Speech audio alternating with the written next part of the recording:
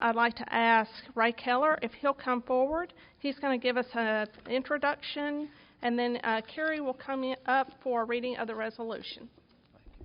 Well, when you've been doing something for 100 years, as this club almost has, there's got to be a lot of traditions associated with it.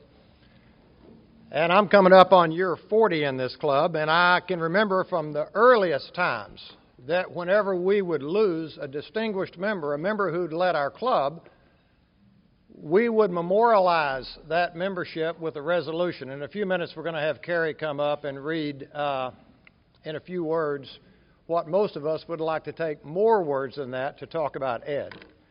When I was a kid growing up, one of my heroes was President Lincoln.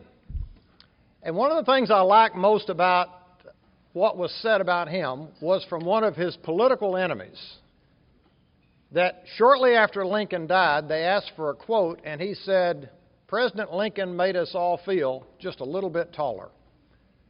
And I can't think of a better way to start talking about Ed Way than to say that. When you got 2 or 3 minutes, it's hard for somebody like me to put 40 years into 2 or 3 minutes. And I'm looking out among the audience, and I see so many of you that if you had the opportunity and the mic was in your hand, there would be so many things that you would like to say. Success is not an accident. It is a series of events and a series of decisions and a series of thoughts. And I thought about Ed, and I thought that 3 things come to mind when I think of Ed. First of all, he was a leader, but he was a servant leader. I never knew a guy who was more willing to roll up his sleeves and go to work and show by example what needed to be done. If there was a ditch to dig, he didn't put a committee together to dig the ditch and go back to the office. He was down there in the ditch doing the digging. And people respected that, and they admired that. When he joined this club in the mid-'80s, he went right to work, and it wasn't long before this club put him to work, and he became, as you know, one of the presidents of our club and had one of the more successful years our club had ever had, and nobody was surprised. People were motivated to work with Ed because he would work at least as hard or harder than anybody else. The second thing I thought about Ed was that, ironically, he never saw himself as being that important.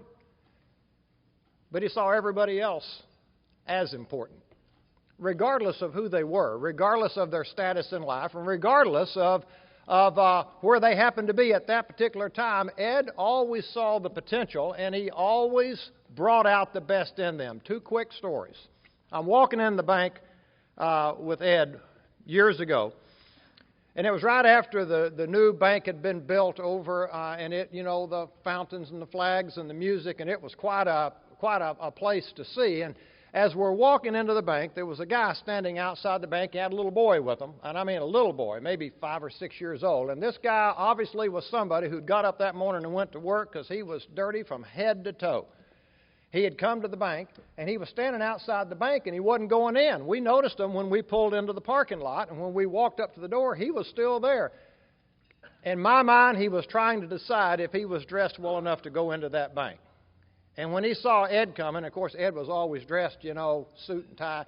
He opened up the door for Ed, and Ed turned around and said, "No, let me get the door for you."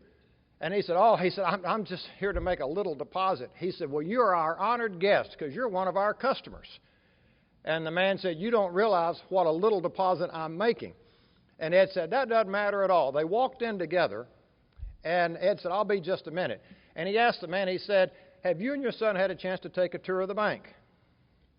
Now, those of you that work there, you're not surprised by this at all. But Ed took several minutes and took this guy around the bank, introduced him to several people, finally led him up to the teller counter and said, "This is my friend, let's say Bill, and he's here to make a deposit, and we sure want to make him feel welcome." And then he looked at Bill, shook hands, and said, "My office is that one right over there at the corner. If you ever need anything, come see me." Now, I sat there and observed that. And I thought about that little boy watching his daddy being treated with that respect. And I don't know how that man's day went the rest of the day or his week went, but I'm going to tell you, for that moment, he felt just a little bit taller.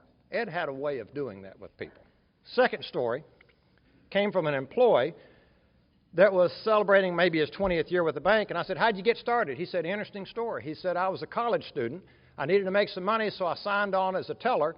So being the low man on the totem pole, I got the 7 o'clock start time. First day at work, I was scared to death, and I'm sitting in my chair trying to figure what was going on, and a man comes walking up to me in a suit, and I thought, I'm already in trouble, and it's my first day. And he said, this guy came up to him and said, how do you like your coffee? And he said, what? He said, how do you like your coffee?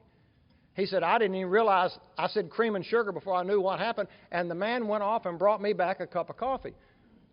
And it was Ed. And this student said, why are you bringing me coffee?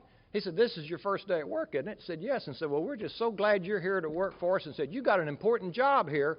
And said, anything I can do to help you, let me know. That went on for the next 2 or 3 days. And finally, this student said, I wasn't going to let that happen. So the fourth day, he got there about 6 to beat Ed. And he started taking Ed his coffee, and a relationship flourished. And that man told me that was when he decided to change his major at ASU, become a finance major, got his bachelor's and master's at ASU, and became a longtime banker and market president, and is still in banking to this day. On that day, he felt just a little bit taller. And the last thing I would say about Ed is, as so many as you would say, he was my friend. He always had my back. And you can live in a lifetime when you've lived as long as I've lived and some of you have lived, and you can count on one hand the people that you know you can count on, whether you're on top of the world or the world's on top of you. When I think of how many people that felt that way about Ed, you'll see why we are going to have a resolution for him. If he were here today, he'd say, why are you doing this? I haven't done anything. When in reality, what he did was, in my mind, he epitomizes Rotary's service above self. So I'm going to have Carrie come up here right now and read this resolution for you.